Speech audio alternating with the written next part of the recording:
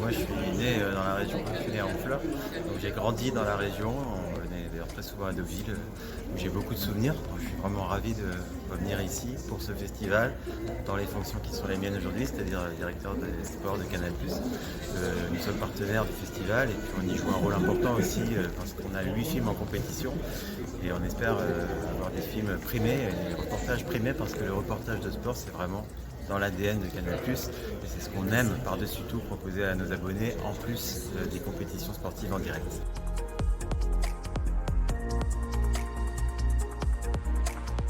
Au micro, c'est un concept vraiment inédit qui mélange le sport et le divertissement. C'est une émission pour toute la famille, jeunes, moins jeunes, aimant le foot, aimant moins le foot, parce qu'en fait, ça parle d'autre chose que de foot. Ça parle de jeunes talents à qui on donne une chance et qui viennent tenter cette chance devant les caméras de Canal+, et qui s'essayent au métier de commentateur ou de commentatrice de sport. Ça, c'est le pitch de l'émission. Elle est ouverte à tous et pas aux professionnels du micro, justement. Donc, on a eu 10 000 candidatures parce qu'on a passé une petite annonce au mois de septembre dernier.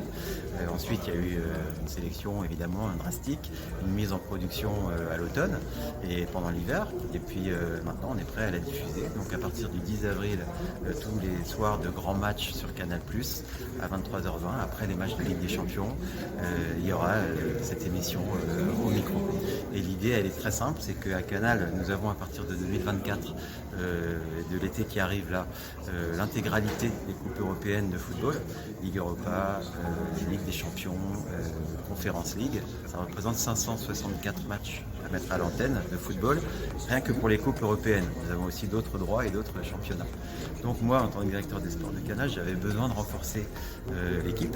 Et on a eu cette idée un peu originale de la renforcer via un casting qui soit aussi une émission. Voilà. Et à l'arrivée, la gagnante ou le gagnant aura un contrat de travail dans l'équipe des journalistes de Canal. Donc ça permet à la fois de dénicher des talents, de mettre en valeur le savoir-faire de nos équipes, parce que c'est difficile le métier de commentateur ou de commentatrice de sport en général et de football en particulier, et puis de montrer aussi l'étendue de nos droits et notamment la richesse de l'histoire de la Ligue des Champions, parce qu'au gré des émissions, au fil des épisodes, on revient sur des grands matchs de l'histoire de la Ligue des Champions, et donc ça fera passer un très bon moment, je pense, aussi aux grands amateurs de foot qui pourront partager ces souvenirs-là avec, pourquoi pas, leurs enfants ou avec leurs proches.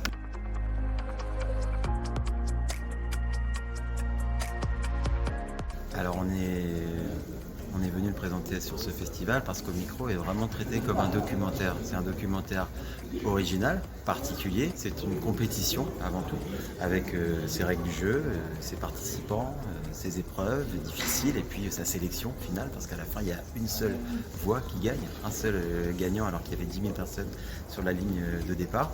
Et c'est pour ça qu'on avait envie aussi de le montrer avec cette originalité dans le cadre de ce premier festival Deauville Sport Doc. D'ailleurs, juste derrière moi, il y a une animation qui permet à chacune et chacun de s'essayer à l'exercice du commentaire de match. Et il y a pas mal de gens là qui vont essayer et qui vont se rendre compte que c'est à la fois excitant, plaisant, mais aussi difficile et très exigeant, ce métier-là. Nous avons 8 films en compétition, comme je disais tout à l'heure, pour Canal+. C'est vraiment un festival dont la profession et dont les chaînes de télé ont besoin, je pense. C'est pour ça que nous sommes là, nous sommes partenaires. C'est une super idée parce que le documentaire de sport en général se développe énormément.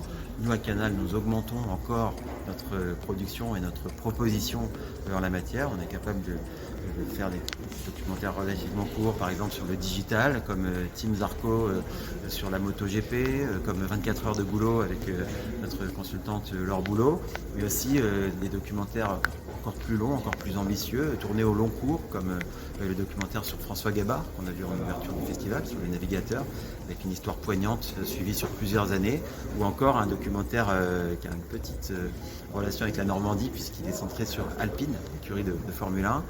C'est un documentaire en épisode qui a été le documentaire le plus regardé sur Canal+ la saison dernière, qui s'appelle Bleu, Blanc, Vite, qui raconte la saison 2023 et aussi les histoires d'écuries, Esteban Ocon, Pierre Gasly, deux pilotes normands d'ailleurs, qui sont dans cette équipe normande alpine. Et ça a été vraiment un grand succès sur nos antennes. On espère que ça en sera un aussi ici sur ce festival. Actu.fr